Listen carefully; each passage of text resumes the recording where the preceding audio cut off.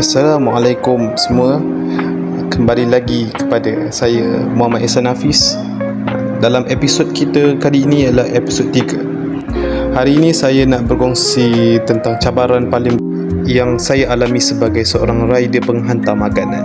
Sebelum saya mulakan, tonton video ini sampai habis. Let's go.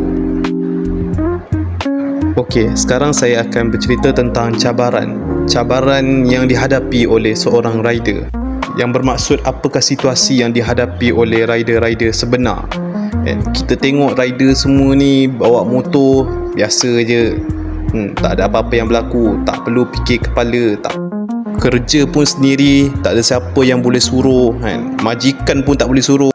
Kita just tengok handphone, tengok order, kita ambil, kita hantar. Itu je yang kita nampak. Tapi sebenarnya kerja rider ni memerlukan kesabaran, orang panggil mental, tubuh badan yang kuat, duduk atas motor, nak cari sumber rezeki dari pagi sampai ke petang. Itu pun salah satu cabaran yang kuat lah yang dihadapi oleh rider. Okey, kat sini saya akan ceritakan ujian ataupun cabaran saya sebagai seorang rider. Ada 4 cabaran yang saya hadapi ketika saya menjadi seorang rider. Yang pertama berkenaan dengan cuaca, seperti waktu hujan. Kalau hujan renyai pun dapat masalah yang banyak, apatah lagi hujan yang lebat. Waktu bawa motor tiba-tiba hujan dalam keadaan ada baju hujan, lepas tu kena berhenti kat mana-mana tempat, kena tukar pakaian pula tu, tukar baju hujan dan surau hujan. Bila dah bawa, hujan pula berhenti. Lagi satu masalah dengan panasnya. Lepas tu berhenti, buka seluar hujan balik, bawa motor, hujan balik. Tak cerita lagi hujan lebat, lagi parah. Pakai helmet, kat visor punya cermin tu kadang tak nampak kabur. Itu pun satu masalah. Lepas tu kalau berhenti, customer pula nak makanan, nak minuman, nak cepat, nak makan, kita kena cepat. Lepas tu bawa laju-laju, tak boleh, hujan lebat. Lepas tu kalau lama sangat, marah pula customer. Satu hal lagi, belum cerita licin lagi tayar. Kalau jatuh sedap. Itu je lah untuk hujan, cuaca. Seterusnya, masalah customer lagi. Yang tu yang kedua lah, customer. Bila dah sampai kat tempat tujuan, rumah customer, lepas tu dapat pula rumah apartment, tak boleh masuk, kena call customer tak angkat. Lepas tu dapat naik pula, nak pergi rumah customer, tak ada tempat sangkut, call tak jawab kan. Kita letak bawah, kita gerak, tiba-tiba dia marah kita, kenapa letak bawah kan. Itu makanan. Dapat customer macam ni, memang tak boleh nak cakap apa dah. Lepas tu tak sampai situ, bila kita dalam keadaan vendor, dalam kedai tu, kita disidai, makanan lama sangat nak tunggu. Lepas tu customer call, mana makanan, sampai kita pula yang jadi rasa bersalah. Sedangkan kita tak buat pun makanan tu, kita hantar makanan. Lepas tu kita pula yang dikenakan marah itu. Dah lah gaji sikit, lepas tu kena marah lagi, lepas tu macam tu lagi dapat. Apakah daya.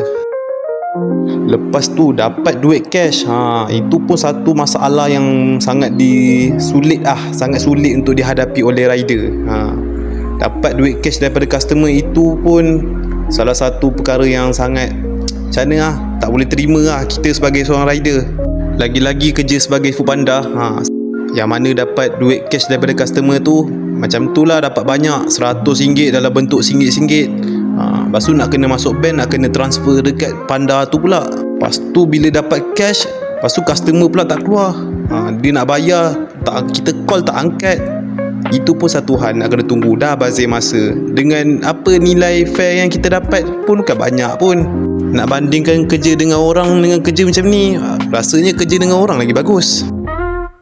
At least kalau kerja bawah orang, kena maki, kena marah, dapat duit. Kita dah lah dapat maki, dapat marah, lambat pun kena maki, lepas tu duit pun macam tu dapat.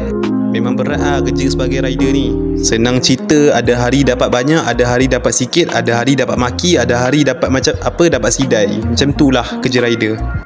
Okey, seterusnya yang ketiga, jalan raya ataupun traffic light. Ini pun satu hal juga. Kat traffic light ni, itulah, kadang dapat jumpa traffic light yang betul-betul jam. Banyak kereta tu memang kesudah lah nak tunggu kan. Kitanya nak kejar order, nak kejar duit. dapat traffic light susah lah kita nak kumpul duit tu. Sebab bila kita hantar order tu, belum tentu lagi order seterusnya akan dapat. Sebab tu itu masalah untuk rider. Nak pula kan, traffic light tu lama dia minta ampun. Seminit, 2 minit, 3 minit nak kena tunggu tu memang masalah lah. Macam ni saya nak tunggu ni traffic light ni. Ini okey lagi lah, dalam 30 saat macam tu boleh tahan lah. Tapi sebab saya ni pun tak kejar sangat order, saya biasa-biasa lah bawa. Kalau waktu saya serius nak bawa, nak kejar trip, nak kejar duit, memang sakit lah bawa benda ni. Lepas tu yelah, rider ni pun tak nak lah buat benda masalah. Kadang pun tak nak lah potong traffic light ni. Kita pun nak ikut peraturan, tapi sebabkan cepat nak hantar order, paksa potong, paksa langgar lampu merah, and itu pun tak elok sebenarnya. Kita tak tahulah kereta kiri kanan keadaan macam mana. Takut nanti terlanggar kereta, dah jadi satu kes. Kalau bawa rider ni, sabar-sabarlah kat traffic light. Macam tu lah boleh cakap. Seterusnya yang keempat, masalah mental, fizikal. Masalah kau berfikir dengan kau gunakan badan tu. Kalau setakat bawa motor sekejap tu okey lagi, tapi kalau dari hadap dari pagi sampai ke petang kan, standard bawa rider ni berkicap lah bawa belum campur esok lagi nak bawa rider ni. Kau kena tahan panas, kau kena tahan hujan. Itu untuk fizikal dengan mental lah, kena kuat. Ada yang aku tengok kan, umur yang berusia dah 70 lebih kan, masih bawa Grab lagi. Dia bukan sebab tak larat ke larat, itu sebab pilihan. Sebab dia, itu je lah pilihan. Nak tak nak kena bawa juga kan. Kalau nak duit, kalau tak bawa tak ada duit lah. Tapi untuk orang yang berusia muda 20-30 tahun, kalau boleh cari kerja yang okey lah kan. Sekadar nak dapat duit poket, duit simpan sikit-sikit boleh lah. Kalau buat full time sampai ke tua, habis lah. Macam tu je lah hidup, sekat sampai situ je. Badan ni nak guna lama. Kalau paksa guna badan, tak sudah habis. Nak jalan pun rasa penat kan. Sekarang memang larat kan? Sebab sekarang muda lagi, 20-30 okey lagi kan? Dah masuk 35, 39, 40, tengok lah badan sendi-sendi semua sakit. Nak pula dah kahwin kan, pandai-pandai hidup lah macam mana. Kalau boleh cari kerja yang okey lah, jangan stuck kepada rider ni.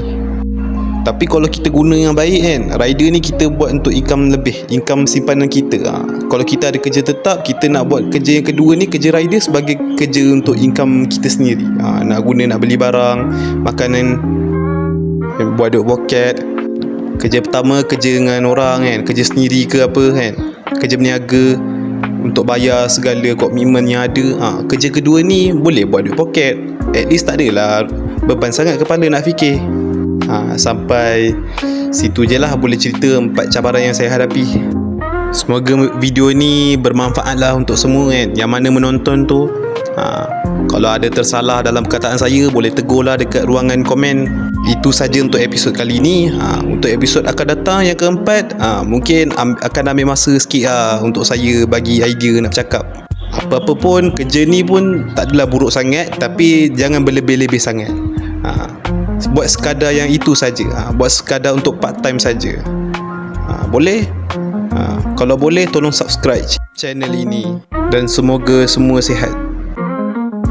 Okay, itu saja daripada saya. Sekiranya ada apa-apa masalah, boleh cerita dekat komen, ruangan komen yang ada di bawah. Okay, sekian. Terima kasih. Bye-bye.